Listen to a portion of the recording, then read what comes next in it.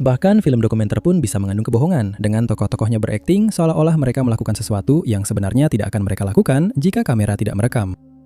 Inilah persona yang menutupi kebenaran, dan itulah sebabnya beberapa pembuat film dokumenter memilih untuk melampaui batas-batas pembuatan film konvensional dan malah menggunakan metode terselubung untuk mengungkap dunia tersembunyi yang tanpa itu tak akan bisa diakses. Nomor 10. Tunawisma telah menjadi masalah yang terus meningkat setiap tahun dan pertama kali didokumentasikan di Amerika pada tahun 1640-an, di mana orang miskin yang mengembara dan gelandangan mulai masuk dalam kosakata. Pada tahun 1830-an, istilah-istilah ini digantikan dengan satu kata yang mencakup konsep yang lebih luas, yaitu tunawisma. Pada tahun 1870-an, tunawisma diakui sebagai masalah nasional untuk pertama kalinya, dan pada tahun 1970-an, krisis tunawisma pun diumumkan. Pada tahun 1990, Biro Sensus AS Rika melakukan upaya pertama untuk menghitung jumlah orang miskin dalam populasi. Dan untuk pertama kalinya selama bertahun-tahun ini, pemerintah mengakui masalah tersebut. Masyarakat umum dan para aktivis yang mulai bermunculan sudah menyadari masalah ini, dengan banyak di antara mereka yang berusaha mengubah nasib orang-orang tersebut. Pada tahun 2000, Mark Singer menjadi salah satu aktivis yang merasa perlu untuk menyoroti krisis tunawisma yang sedang berlangsung. Sang dokumentaris berlama-lama di area gelap Freedom Tunnel, sebuah terowongan kereta Amtrak di New York pada tahun 90-an, di mana ia mendokumentasikan kehidupan orang-orang miskin yang terpaksa tinggal di sana karena tidak memiliki pilihan lain. Film dokumenter hitam putih berdurasi 1 jam itu diberi judul Dark Days dan memberikan gambaran tentang kehidupan pribadi para penghuni yang membangun masyarakat mereka sendiri di dalam terowongan-terowongan tersebut. Terowongan-terowongan itu membentang sepanjang 50 blok tanpa cahaya matahari yang menembus kisi-kisi besi di langit-langitnya. Pada malam hari tidak ada yang terlihat. Singer menyadari bahwa untuk mendokumentasikan kehidupan tersembunyi ini, dia harus melakukan beberapa hal yang dianggap tidak pantas. Salah satunya adalah mengambil barang-barang yang diperlukan dari lokasi konstruksi dan membawanya kembali ke terowongan dalam gelapnya malam. Krunya juga duduk mengelilingi mantan tukang listrik yang kini menjadi penghuni terowongan saat dia menyambung kabel mereka. Meskipun percikan api berterbangan kemana-mana, pria itu tidak gentar karena dia harus menyadap aliran listrik kota. Film ini menyoroti perjuangan yang mereka hadapi setiap hari dan lingkungan keras yang harus mereka jalani. Dark Days menjadi potret tunawisma yang mencolok dan menggugah pikiran, yang melampaui batas dengan penggambaran penderitaan secara apa adanya. Namun pembuatan dokumenter ini dan infiltrasi Singer ke dalam komunitas tersebut tidak dilakukan dengan cara-cara legal yang konvensional. Untuk menciptakan pencahayaan yang cukup agar bisa merekam kehidupan di terowongan, ia membuat sambungan listrik ilegal. Singer dan teman-teman barunya juga melakukan pelanggaran dengan memasuki properti rel kereta api tanpa izin. Dia dan krunya membuat doli yang berjalan di rel kereta aktif, dan mereka tidak memiliki izin yang diperlukan untuk melakukan hal ini. Legalitas operasi ini mencapai puncaknya ketika Amtrak memulai proyek pengalihan jalur. Namun mereka justru menemukan 100 orang tinggal di dalamnya. Komunitas tersebut dan Singer kemudian digusur. Beberapa tahun kemudian, film Dark Days sudah siap, dan pada tahun 2000, film itu dirilis ke publik. Namun, alih-alih disambut dengan kehati-hatian, film tersebut justru menjadi katalisator perubahan sosial, terutama dalam hal kesadaran. Film dokumenter itu diakhiri dengan salah satu bangunan yang diselimuti papan kayu lapis mulai terlihat.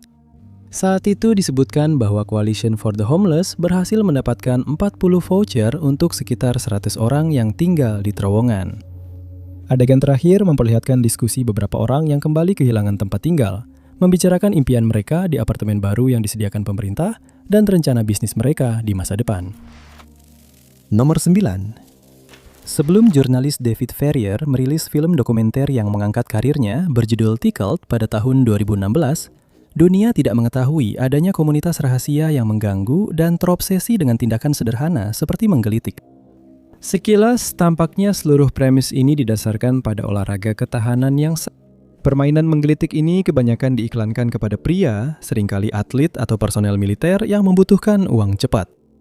Namun, kamera tersembunyi dan jurnalisme rahasia Farrier akan mengungkap bahwa olahraga yang didukung Jane O'Brien Media adalah sesuatu yang lebih dan sesuatu yang lebih buruk. Film dokumenter Tickled dimulai dengan suasana ringan, tetapi saat Farrier menyelami lebih dalam subkultur menggelitik yang aneh ini, ia menemukan dunia yang bersifat eksploitatif dan memaksa. Sebaliknya, apa yang disebut olahraga ini lebih mirip dengan fetis ketahanan dan skenario yang bersifat abusive. Dalam pencariannya untuk menemukan cerita-cerita unik dan aneh sebagai seorang reporter televisi, Ferrier menemukan video menggelitik yang aneh secara online, yang disebut sebagai endurance tickling, dipromosikan sebagai olahraga untuk pria muda atletis yang diikat dan digelitik satu sama lain. Tertarik dengan konsep tersebut, dia mulai meneliti cerita itu dan meminta wawancara dengan produser video tersebut. Namun dia mendapat respons yang kasar yang membuatnya bekerja sama dengan Dylan Reeve, seorang produser televisi, untuk membongkar apa yang terjadi di balik layar dunia menggelitik yang misterius ini. Keduanya membuat beberapa postingan blog tentang perkembangan cerita tersebut, namun mereka mendapat ancaman hukum dari Jane O'Brien Media. Interaksi antara para pembuat dokumenter dan perwakilan hukum awalnya berlangsung dengan ramah. Namun situasi berubah drastis ketika salah satu perwakilan menyadari bahwa percakapan tersebut sedang direkam. Taktik ramah yang hanya di permukaan itu berubah menjadi intimidasi terang-terangan saat mereka mencoba memaksa para jurnalis untuk meninggalkan proyek tersebut. Setelah ditolak akses ke salah satu lokasi rekaman, Reeve dan Ferrier mengalihkan perhatian mereka kepada mantan peserta olahraga menggelitik yang bernuansa seksual itu. Dan apa yang mereka ungkapkan melalui wawancara-wawancara ini membuat para penonton merasa sangat terganggu. Menurut para mantan peserta, para produser sangat manipulatif dan memaksa. Jika ada peserta yang mengancam akan membongkar sifat abusif mereka, perusahaan akan membocorkan informasi pribadi mereka dan bahkan menghubungi rekan-rekan mereka sebagai cara untuk mendiskreditkan mereka. Para pembuat film dokumenter juga menemukan bahwa beberapa video audisi telah dipublikasikan tanpa persetujuan dari individu yang bersangkutan. Karena taktik manipulatif dan intimidasi yang digunakan untuk membungkam mereka yang berbicara, banyak aspek dari Tickled harus direkam secara diam-diam. Beberapa percakapan dengan perwakilan hukum, produser, pendukung, dan David D'Amato yang misterius juga direkam secara diam-diam.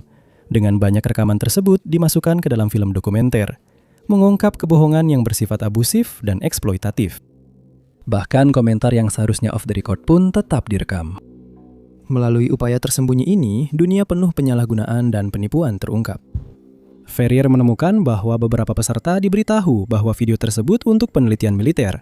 Namun kemudian mereka mengetahui bahwa kontennya dijual secara online tanpa persetujuan mereka, menampilkan adegan yang jauh dari olahraga dan lebih bersifat seksual. Pada akhir film dan tindak lanjutnya, The Tickle King, menjadi jelas bahwa di balik semua penyalahgunaan itu adalah D'Amato, yang diduga memiliki pola perilaku seperti itu selama lebih dari 1 dekade. Dia diduga menargetkan pria-pria muda dengan cara yang serupa di masa lalu, yang pada akhirnya berujung pada sebuah vonis. Karena rekaman rahasia dan publikasi ekspos tersebut, D'Amato mengambil tindakan hukum terhadap para pembuat film, sebagian besar karena pencemaran nama baik, dan ironisnya menerbitkan materi yang melibatkan entitas tersebut tanpa izin. Namun, gugatan-gugatan tersebut tidak membuat Ferrier gentar dan justru memainkan peran besar dalam film lanjutan, yang menampilkan taktik penargetan dan perundungan yang diungkapkan serta dibicarakan dalam Tickled. Nomor 8. Pada tahun 1948, lembaga terbesar di dunia untuk individu dengan disabilitas perkembangan mulai beroperasi. Itu adalah Willowbrook State School, lembaga yang dikelola negara yang menampung dan merawat baik orang dewasa maupun anak-anak dengan disabilitas intelektual. Lembaga tersebut berlokasi di lingkungan Willowbrook, Staten Island, kota New York, dan dirancang untuk menampung 4.000 orang. Namun, pada tahun 1965, gedung tersebut menjadi tempat tinggal bagi hingga 6.000 orang. Desas-desus beredar tentang kondisi mengerikan yang diduga terjadi di sekolah tersebut.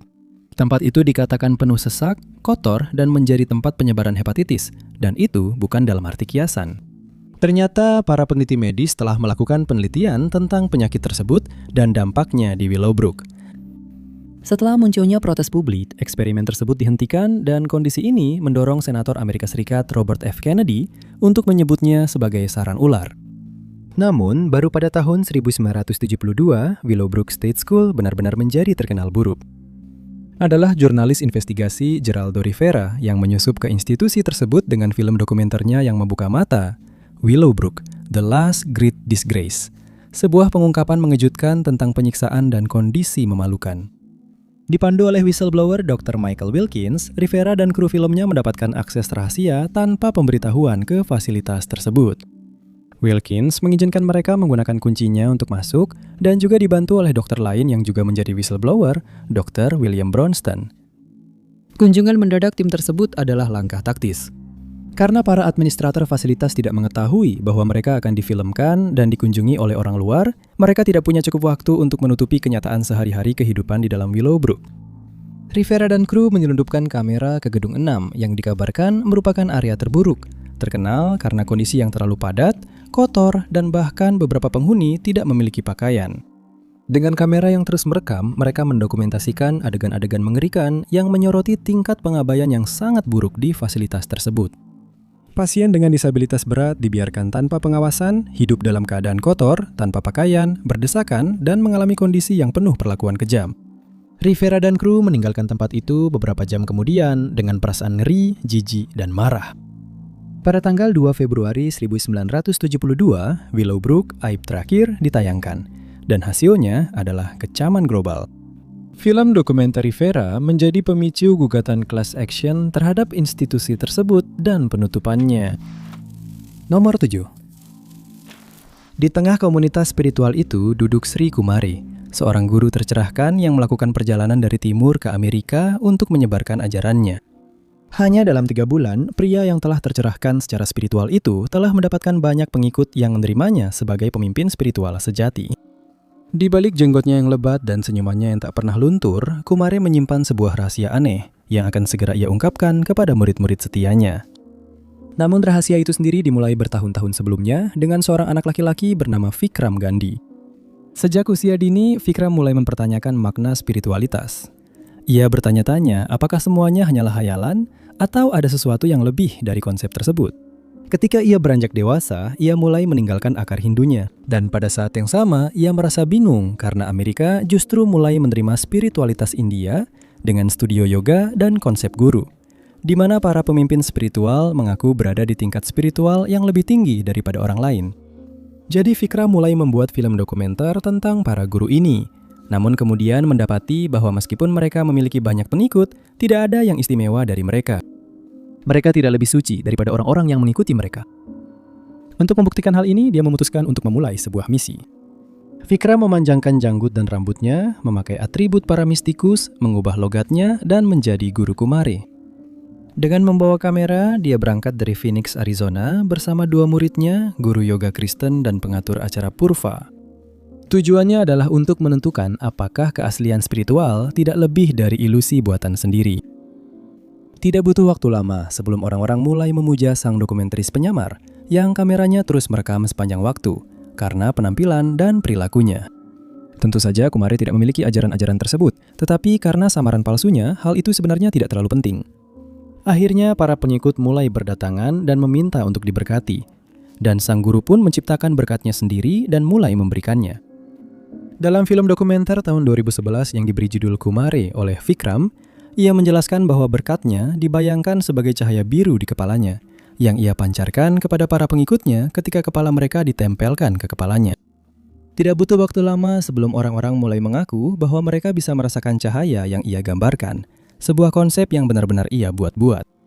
Saat semakin banyak orang mulai berdatangan dan menjadi murid setia, Kumari menyadari bahwa ternyata semua ini tidak hanya sekedar bersenang-senang saja.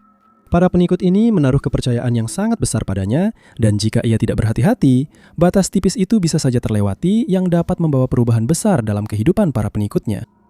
Sebagai contoh, salah satu pengikutnya datang kepadanya untuk meminta nasihat apakah ia harus meninggalkan suaminya atau tidak. Namun, Vikram yang sedang menyamar tidak mengetahui apa yang sebenarnya terjadi di balik pintu tertutup, sehingga ia tidak bisa memberikan jawaban pasti, ya atau tidak. Pilihan manapun bisa membawa wanita itu ke jalan kehancuran yang berada di luar kendalinya. Mantan pecandu sekarang memandangnya sebagai panutan, dan bahkan para pemuda mulai mengikuti jejaknya. Pertanyaannya tetap, apakah mereka akan merasa seperti ini jika mereka tahu bahwa Kumari sebenarnya bukan seorang guru sejati, melainkan hanya seorang pria sederhana bernama Vikram? Untuk mencegah kemungkinan dampak buruk, dia merancang sebuah rencana untuk memusatkan ajarannya pada konsep yang memang sudah sangat diyakininya, bahwa para murid sebenarnya tidak membutuhkan seorang guru. Namun tak lama kemudian, sesuatu yang benar-benar aneh mulai terjadi. Kumari juga mulai merasakan cahaya biru itu, dan dia membentuk keterikatan yang mendalam dengan murid-muridnya. Film dokumenter yang dibuat secara menyamar itu berakhir dengan Kumari mengungkapkan dirinya sebagai Vikram kepada para muridnya, membedah seluruh sistem kepercayaan dalam satu langkah cepat, dan membongkar kekeliruan tren guru spiritual. Sebuah kebohongan yang dapat secara signifikan mengubah kehidupan ribuan orang, termasuk kehidupan sang penipu itu sendiri. Para pengikutnya terkejut oleh pengungkapan itu, tetapi pengalaman itu tetap membawa perubahan positif dalam kehidupan banyak dari mereka. Meskipun semuanya dibangun di atas kebohongan sebagai kumare, Vikram benar-benar membentuk hubungan dengan para pengikutnya, dan dia benar-benar mulai merasakan cahaya biru itu. Saat itulah dia menyadari mengapa para guru seringkali tidak pernah mengungkapkan jati diri mereka yang sebenarnya. Nomor 6. Ini adalah film dokumenter tahun 2016 berjudul Holy Hell yang berisi rekaman yang direkam secara diam-diam selama 22 tahun tepatnya. Dr. Will Allen mendokumentasikan setiap momen yang dia habiskan di sekte Buddha Field yang berbasis di California yang berlangsung selama lebih dari 2 dekade. Awalnya, Alan berperan sebagai videografer untuk kelompok tersebut, merekam apa yang dia yakini sebagai perjalanan spiritual. Sebaliknya, seperti Vikram Gandhi yang akan mengungkap dunia penuh kebohongan dan kesesatan, namun juga menemukan penyalahgunaan dan perilaku mengontrol. Di pusat dokumenter tersebut ada sosok menyeramkan yang dikenal sebagai Jamie Gomez, yang dikenal dengan banyak nama karena rasa paranoia yang semakin besar, termasuk nama alias yang paling sering digunakan, Michelle Rostad. Namun sebagian besar pengikutnya menyebutnya guru. Dengan menggunakan nama samaran, Alan terus merekam aktivitas sekte Buddha Field, bukan sebagai videografer resmi, tetapi sebagai mata-mata yang akan membongkar komunitas menyeramkan yang dipimpin oleh seorang penipu. Awalnya, Holy Hell terasa agak norak, hanya seperti ocehan semangat Yuppie tahun 80-an. Tetapi seiring berjalannya waktu, film ini berubah menjadi narasi yang mengganggu. Para anggota sekte ditampilkan sebagai orang-orang yang cerdas dan mampu menyesuaikan diri dengan baik, yang sering dianggap tidak biasa dalam kasus-kasus seperti ini. Mereka bukan orang yang putus asa mencari bantuan, juga bukan orang yang mudah tertipu, namun mereka tetap jatuh di bawah kendali kuat dari sosok guru narsistik. Kepribadian seperti Mitchell memperbesar rasa tidak aman sekecil apapun dan kebutuhan emosional, sehingga orang bergantung pada apapun yang menopang sosok-sosok seperti ini. Rasa tidak aman itu muncul dalam suasana penuh kerahasiaan, seperti yang terjadi di sekte Buddha Field. Kebutuhan akan privasi itu juga memungkinkan Mitchell untuk melarang para pengikutnya berbicara satu sama lain tentang kehidupan mereka sendiri.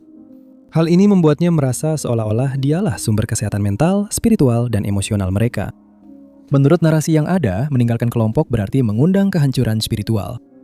Alan mendokumentasikan kekejaman terburuk yang terjadi di sekte tersebut yang dilakukan oleh Mitchell, yang melarang para pengikutnya untuk memiliki anak atau melakukan hubungan jasmani apapun. Meskipun dia melarang hubungan seperti itu, sang guru sering memaksa para pemuda untuk melakukan tindakan seksual dengannya. Dan karena mereka tidak diizinkan untuk berbicara satu sama lain, tidak ada satupun anggota yang tahu bahwa mereka semua menjadi korban kekerasan dan eksploitasi. Allen juga mendokumentasikan prosedur medis seperti operasi plastik dan pemasangan implan yang dilakukan pada para pengikut setelah Mitchell menekan mereka untuk melakukannya. Operasi-operasi ini berfungsi sebagai uji coba bagi sang pemimpin untuk melihat hasilnya sebelum dia sendiri menjalani prosedur yang sama. Holy Hell mengeksplorasi isolasi yang dialami oleh para anggota sekte tersebut. Mereka diperintahkan untuk memutuskan hubungan dengan keluarga dan dibatasi aksesnya terhadap informasi dari luar, termasuk radio, televisi, dan buku. Aturan ini memastikan bahwa ajarannya menjadi satu-satunya pengaruh bagi para pengikutnya. Banyak alasan mengapa para anggota tetap bertahan murni karena rasa takut. Mereka diyakinkan oleh guru bahwa mereka hanya akan aman dari penyakit dan bahaya jika tetap berada di dalam sekte di bawah perlindungannya. Setelah Alan meninggalkan sekte itu hanya dengan beberapa jam rekaman yang diizinkan untuk dia simpan, dia menghabiskan 4 tahun untuk menyatukan semuanya. Film-film rahasia itu digabungkan dengan wawancara masa kini bersama mantan anggota sekte yang berhasil melarikan diri. Dan pada tahun 2016, Holy Hell dirilis. Mengungkap berbagai penyalahgunaan yang terjadi di dalam komunitas, film ini menjadi pengungkapan tentang gerakan Buddha Field dan pemimpinnya. Nomor 5. Digambarkan sebagai dokumenter Fly on the Wall, trilogi Life of Crime mengikuti 4 penjahat di Newark, New Jersey selama 36 tahun. Pembuat film John Alpert mendokumentasikan kehidupan mereka melalui rekaman tersembunyi yang menunjukkan pencurian di toko, penggunaan narkoba, pekerjaan, keluarga, penjara, dan pembebasan bersyarat. Trilogi ini dimulai dengan One Year in a Life of Crime pada tahun 1989, berlanjut dengan Life of Crime 2 pada tahun 1998, dan diakhiri dengan Life of Crime pada tahun 2021, yang mencakup tahun 1984 hingga 2020. Film-film tersebut dipuji karena gaya sinema verite yang mentah dan gambaran intim tentang kehidupan kriminal, namun juga mendapat banyak kritik. Sebagian besar kritik tersebut berfokus pada pendekatan kamera tersembunyi, rekaman rahasia, konten grafis, dan keputusan kru untuk tidak ikut campur selama momen-momen berbahaya atau mengganggu, termasuk penggunaan narkotika, kekerasan, dan kematian. Film pertama dibuka dengan Rob Stevie dan Mike McGrath yang bersiap-siap untuk mencuri dari sebuah toko lokal. Kamera tersembunyi mengikuti mereka saat mereka mencoba mencuri spray. Kemudian Freddy Rodriguez dibebaskan dari penjara setelah divonis atas kasus narkoba. Dia segera bergabung dengan Rob untuk mencuri peralatan makan senilai $170. Pada akhir Mei 1984, Rob dan Mike mencuri barang dari toko hingga senilai $100 per hari. Pada bulan Juli itu, Fred ditangkap karena pencurian berat dan menyebabkan kematian dengan kendaraan. Tetapi dengan menggunakan nama samaran, dia berhasil bebas. Seorang montir lokal bernama Sip muncul sepanjang dokumenter ini, mendesak Fred dan Rob untuk mengubah hidup mereka. Seiring berjalannya film, kejahatan dan konsekuensinya menjadi semakin serius. Putri Rob terancam diambil oleh Dinas Kesejahteraan Sosial. Istri dan anak Fred meninggalkannya karena penggunaan narkobanya, dan kamera tersembunyi merekam Mike melakukan kekerasan fisik terhadap istrinya yang sedang hamil. Dalam Life of Crime 2, film dokumenter ini kembali mengikuti Rob dan Freddy 5 tahun kemudian, dengan kedua pria tersebut berada di penjara. Film ini juga memperkenalkan Deliris, salah satu mantan pacar Rob yang memiliki 3 anak dan sangat kecanduan narkotika. Setelah Rob bekerja sebentar sebagai penjaga malam, dia kembali menjalin hubungan dengan Deliris, yang membuatnya kembali terjerumus ke dalam penggunaan narkoba. Freddy kemudian dibebaskan dari penjara, kambuh, dan akhirnya dinyatakan positif HIV. Dalam adegan yang mengganggu lainnya, Deleus meninggalkan anak-anaknya di jalan untuk bertemu Rob. Bagian terakhir merangkum film-film sebelumnya sebelum melompat ke tahun 2000. Freddy berada di penjara, Rob sedang menjalani hukuman di Southwood State Prison, dan Deleris berada di penjara daerah. Kemudian, ketiganya dibebaskan. Rob bekerja di apotek Eckhartz. Deleris tetap bersih selama beberapa bulan, dan Freddy kembali menjalin hubungan dengan anak-anaknya sambil tinggal di hotel yang diatur melalui pembebasan bersyarat. Namun, Freddy akhirnya kambuh. 3 tahun setelah menyerahkan diri, dia meninggal dunia. Rob meninggal dunia pada tahun 2002. Pada Juli 2020, Deleris sudah bebas dari kecanduan selama lebih dari 13 tahun. Tetapi lockdown membuatnya kembali ke kebiasaan lamanya. Pada akhirnya, Life of Crime tidak menawarkan akhir bahagia bagi orang-orang yang diikutinya. Sebaliknya, film ini mendokumentasikan siklus brutal kecanduan, kejahatan jalanan, pemenjaraan, dan kambuh di New Jersey, sambil mengangkat pertanyaan sulit tentang eksploitasi, pengamatan, dan intervensi. Nomor 4 adalah dokumentaris Rusia Vitaly Mensky yang berusaha mengungkap rekayasa di balik propaganda Korea Utara.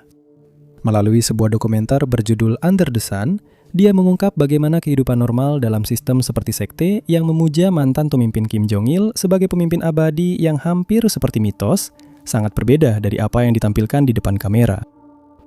Mensky telah mendapatkan izin resmi dari pemerintah Korea Utara sebelum mulai syuting, tetapi mereka tidak mengizinkan kamera kru tetap merekam di antara pengambilan gambar. Secara resmi, dokumenter tersebut seharusnya menjadi kisah perkembangan tentang seorang siswi yang bergabung dengan Serikat Anak-anak, organisasi pemuda wajib milik negara yang berfungsi sebagai tempat pelatihan untuk kesetiaan. Rekaman yang ditampilkan dalam film ini mencakup lebih dari 1 tahun, merekam persiapan untuk Hari Bintang Bersinar, yang merupakan hari ulang tahun Kim Jong-il. Para pembuat film dokumenter tersebut mengizinkan petugas pemerintah untuk mengarahkan adegan-adegan, dan yang dimaksud dengan mengarahkan di sini adalah merekayasa. Dengan membiarkan kamera tetap merekam di sela-sela pengambilan gambar, Mensky mengungkap adanya latihan dan kepalsuan. Pengambilan gambar tidak resmi ini memperlihatkan adanya rekayasa sengaja terhadap citra keluarga ideal, dengan pejabat yang memberitahu orang Korea apa yang harus dikatakan, bagaimana cara duduk, dan kapan harus tersenyum. Naskah sudah ditulis sebelumnya, dan lokasi sudah dipilih terlebih dahulu oleh perwakilan pemerintah. Untuk film dokumenter yang penuh propaganda itu, seluruh kehidupan keluarga siswi sekolah, Jinmei, direkayasa. Kedua orang tuanya misalnya ditampilkan sebagai pekerja buruh di pabrik, padahal sebenarnya mereka tidak bekerja di sana. Ayahnya sebenarnya adalah seorang jurnalis cetak, pekerjaan yang menempatkannya pada posisi yang sama dengan lembaga propaganda yang bertindak sebagai pendamping di lokasi syuting. Para pembuat film diwajibkan menyerahkan kartu memori setiap hari, dan perwakilan pemerintah akan memutuskan apa yang diizinkan, apa yang disensor, dan apa yang dihapus. Mereka tidak tahu bahwa selain rekaman yang diam-diam direkam, kru juga membuat cadangan dari setiap detik yang mereka rekam, menyimpan momen-momen yang bisa membongkar seluruh sistem. Lalu, tiba-tiba, otoritas Korea Utara memutuskan untuk membatalkan seluruh proyek sebelum film dokumenter itu selesai. Karena hal ini, Mensky merasa bahwa semua rekaman untuk film tersebut bebas untuk digunakan. Film dokumenter itu menyimpang dari keindahan asli Korea, menyelami sebuah expose yang mencengangkan tentang kehidupan sebenarnya di sana. Film ini dipenuhi dengan gambaran Kim Jong-un dan para pendahulunya yang selalu hadir di mana-mana, setara dengan Yesus di gereja-gereja abad pertengahan. Ketika Mensky akhirnya berhasil mengumpulkan semua potongan rekaman, Under the Sun dirilis pada tahun 2015. Dan meskipun film itu menjadi pembuka mata bagi dunia luar, film tersebut menjadi tamparan telak bagi pihak-pihak yang berafiliasi dengan Korea Utara dan Rusia. Karena Mensky, seorang pria kelahiran Rusia, terlibat dalam proyek yang membedah seluruh sistem pemerintahan, Moskow memilih untuk menjaga jarak dari mereka.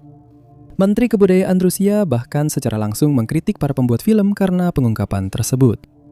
Namun, Under the Sun tetap menjalankan tujuannya, menunjukkan betapa mudahnya negara memanipulasi rakyatnya. Nomor 3. Film dokumenter Dominion tahun 2018 adalah salah satu yang terlalu intens bagi kebanyakan orang. Tetapi film ini menyoroti kebenaran tentang industri peternakan, memperlihatkan sisi gelap yang tidak pernah dilihat oleh konsumen. Film dokumenter ini berfungsi sebagai sequel dari film Lucent tahun 2014 yang menggunakan metode serupa dengan pengambilan gambar Dominion untuk mengeksplorasi sisi gelap industri peternakan babi di Australia.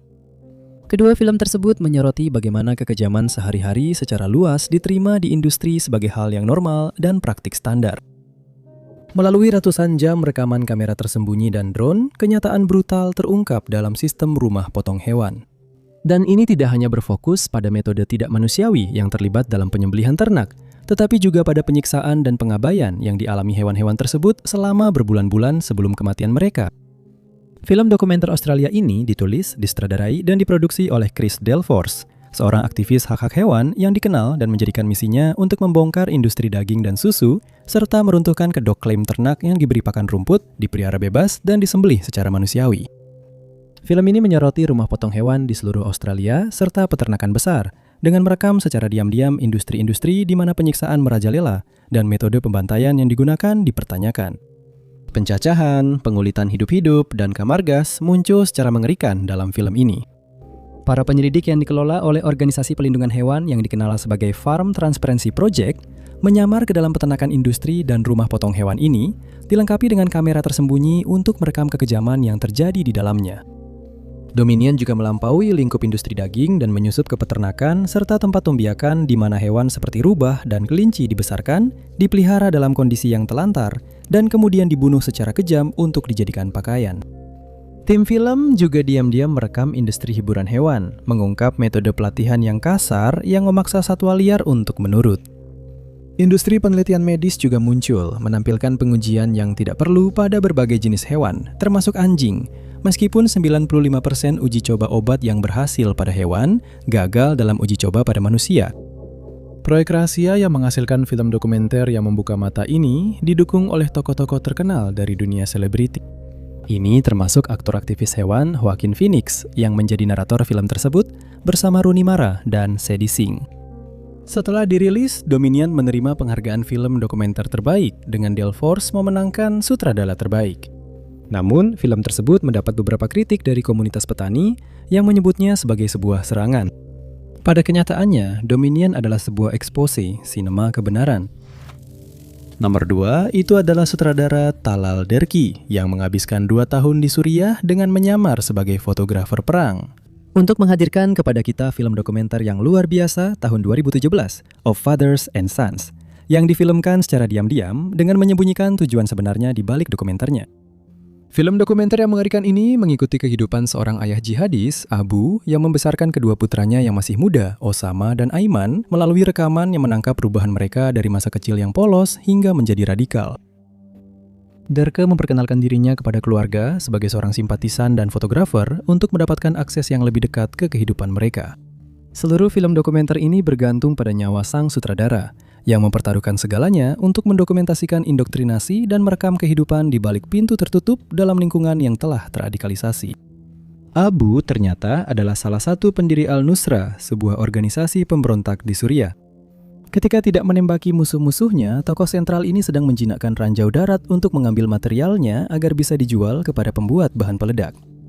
Di rumah, anak-anaknya didorong untuk melakukan kekerasan serupa, dengan adegan-adegan mengejutkan dan dorongan untuk membunuh yang tak terduga. Seiring dokumenter ini berlanjut, sesuatu yang benar-benar mengganggu mulai terlihat jelas. Keturunan Abu bukan satu-satunya yang tumbuh dengan cara seperti ini. Selama produksi, Derke menyaksikan ratusan anak muda di jalanan, masing-masing dilengkapi dengan senjata mereka sendiri, bahkan hampir tidak mampu mengangkatnya. Kemudian, kedua putra Abu kembali ke sekolah, tetapi Osama sangat ingin menyenangkan ayahnya dan mengikuti jalan yang dipilih pendahulunya. Namun, anak laki-laki itu tidak cocok untuk kehidupan ini, lebih lemah dibandingkan saudara-saudaranya yang lain. Derke mencatat bahwa jika dia tumbuh di luar negara yang dilanda perang, Osama akan menjadi seorang seniman, bukan seorang pejuang. Of Father and Sons adalah film yang sangat berdampak secara psikologis dengan kekerasan yang tiada henti, yang menembus penyangkalan dari mereka yang melihat dari luar dan menuntut agar kekerasan yang tak berkesudahan itu diakui. Karena sekarang, pemberontakan telah merampas masa kecil orang-orang. Setelah perilisan film dokumenter yang direkam secara diam-diam itu, Derke menjelaskan bahwa dia merasa terdorong untuk membuatnya meskipun ada risiko. Pemberontakan organisasi-organisasi ini di tanah airnya terjadi dengan cepat dan memaksanya untuk berhenti sejenak dan mempertimbangkan bagaimana semua itu bisa terjadi. Untuk menjawab pertanyaan itu, dia merekam prosesnya. Karena dia memiliki akses ke negara tersebut dan sebagai seorang pembuat film, Derke menerima tantangan itu. Nomor 1. Pada tahun 2014, The Look of Silence dinominasikan sebagai film dokumenter paling mengganggu tahun itu yang mengikuti kehidupan Adi Rukin, seorang optometris Indonesia paruh baya, saat ia menghadapi para pelaku yang menyebabkan kematian saudaranya. Seluruh hidup Adi dibentuk oleh rasa duka yang tak kunjung reda di keluarganya setelah pembersihan terhadap kaum komunis di Indonesia tahun 1965 hingga 1966, yang membuatnya tak pernah bisa mengenal saudaranya. Film dokumenter ini disutradarai oleh Joshua Oppenheimer dengan tujuan untuk memecah kebisuan dan ketakutan selama 50 tahun terkait pembantaian di Indonesia. Film dokumenter Oppenheimer mengungkap dampak yang masih dirasakan oleh keluarga korban dan menempatkan mereka kembali di pusat perhatian setelah puluhan tahun peristiwa itu hanya dianggap sebagai catatan pinggiran sejarah. Para pembuat film berusaha mendorong terjadinya pertanggungjawaban, menuntut agar ada pihak yang mengambil tanggung jawab. Namun, menjalankan upaya ini sangat berbahaya, dan untuk melakukan aktivisme seperti itu, kru harus mengambil tindakan pencegahan yang diperlukan. Dalam upaya melindungi diri dari kemungkinan pembalasan militer Indonesia, mereka yang terlibat dalam proses ini dibiarkan anonim. Hanya Oppenheimer yang disebutkan dalam kredit demi memastikan keselamatan kru. Meskipun sebagian besar individu tahu bahwa mereka sedang difilmkan untuk sebuah dokumenter tentang pembantaian tersebut, ada tingkat kerahasiaan yang sangat tinggi seputar produksi The Look of Silence. Adi dan para pembuat film pada akhirnya mempertaruhkan nyawa mereka hanya untuk mendapatkan kesempatan berbicara dengan segelintir orang yang bertanggung jawab atas kematian kakaknya. Banyak dari tokoh-tokoh ini, termasuk pamannya sendiri, memegang kekuasaan lokal, sehingga hal ini menjadi langkah yang sangat berisiko. The Look of Silence berfungsi sebagai sequel dari salah satu film dokumenter Oppenheimer sebelumnya yang berfokus pada psikologi orang-orang yang terlibat dalam peristiwa pembantaian massal tersebut. Adi telah menonton ulang beberapa bagian dari dokumenter ini untuk mempersiapkan dirinya menghadapi konfrontasi yang paling mengganggu. Dia harus berhadapan begitu dekat dengan para pembunuh saudaranya melalui pemeriksaan mata. Optometris itu mempertanyakan tindakan brutal mereka saat melakukan tes ini pada mereka, bersikeras agar mereka mengakui apa yang telah mereka lakukan. Adi tidak hanya menggunakan pemeriksaan mata sebagai alat untuk masuk ke dalam kehidupan para pria itu, tetapi juga sebagai metafora agar mereka melihat diri mereka sendiri di cermin, yang mengarah pada percakapan yang tegang dan konfrontasi yang berbahaya. The Look of Silence memungkinkan keluarga Rukin mendapatkan sedikit kelegaan batin, memungkinkan mereka akhirnya menghadapi para pria itu dan menegur mereka atas perilaku mereka. Film ini, meskipun berisiko, sangat diperlukan untuk mengungkap kebenaran. Sifat sadis dan teliti dari pembantaian di mana jutaan orang kehilangan nyawa mereka. Terima kasih banyak sudah menonton. Jika kalian menyukai video ini, jangan lupa tekan tombol suka.